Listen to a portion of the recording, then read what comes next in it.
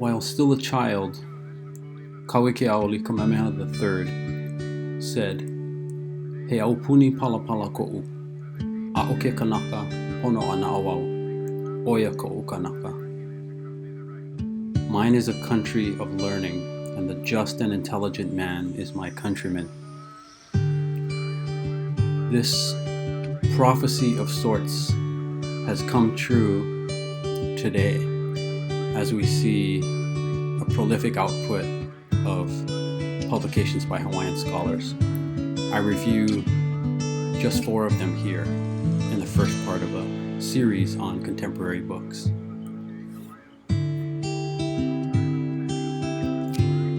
Noinoe Silva, The Power of the Steel-Tipped Pen. Professor Noinoe Silva was my dissertation advisor, and because of this, I was aware of her long-term project, which was to map the contours of Hawaiian political thought in the late 19th century.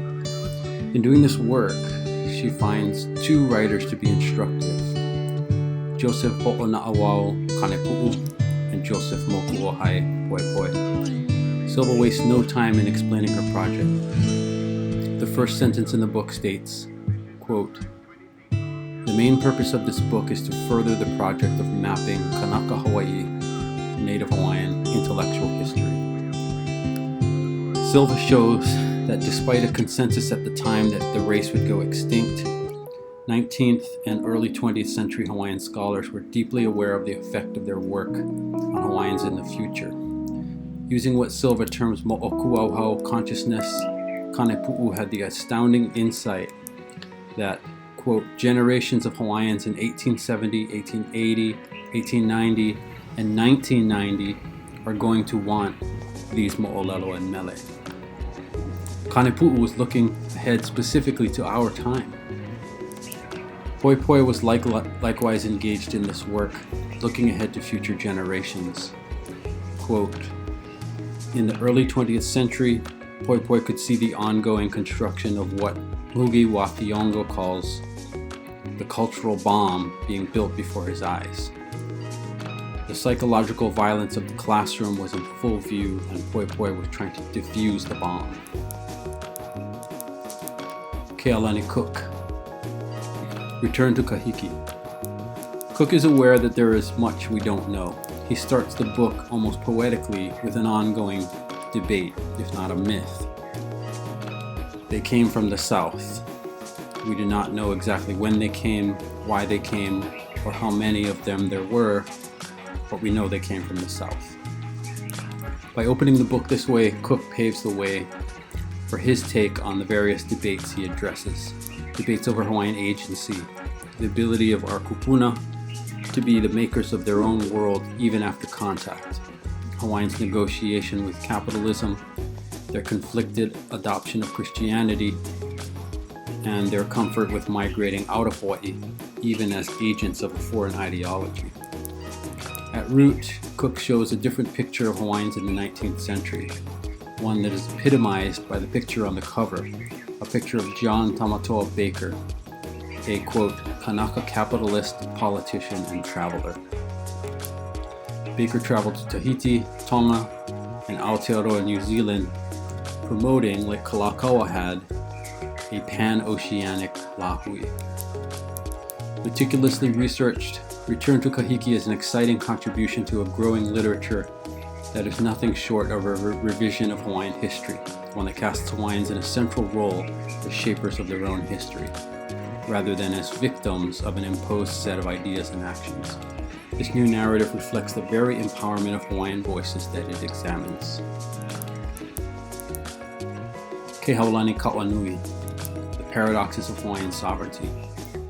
Kawanui takes on the debate that rages in Hawaiian intellectual circles over whether Hawaii was colonized or occupied, a sovereign country invaded by another sovereign, and has, in other publications, asserted that Hawaiians are both simultaneously. In the Hulili Journal, she proposed ways to, quote, bridge the divide between deoccupation and decolonization without compromising our claims under international law. In her book, she holds that, quote, despite the disavowal of colonialism by kingdom nationalists It is precisely Western European and US settler colonialism that creates the conditions for kingdom nationalism to articulate itself in the modern Western terms of nation, manhood, and law. Kauanui is very effective in describing the chronology of events, including the Akaka Bill, the 2009 ceded lands case, the 2014 Department of Interior hearings, Kana'i Olowalu, and the Aupuni Convention, and how these were shaped by disparate views on the meaning and ends of attempts to reclaim sovereignty. But this chronology is also grounded on an analysis of fundamental aspects of Hawaiian identity, notably land and land law. On this, she notes, ironically, quote, "A paradox of Hawaiian sovereignty is that we have a legacy of land privatization." Lorenz Gonscher, A Power in the World. Gonscher begins by describing a map. August Peterson's map of Oceania is color-coded based on which world powers controlled various island groups in 1859. In the center of the map is a circle around the Hawaiian Islands that is labeled Reich Kamehameha's empire.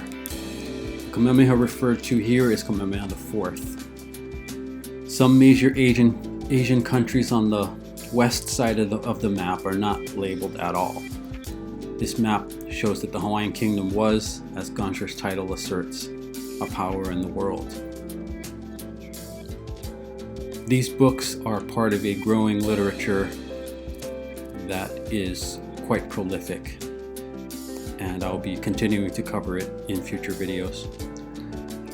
If you like this video and want to see more Hawaiian history content, please subscribe. Aloha and mahalo for listening.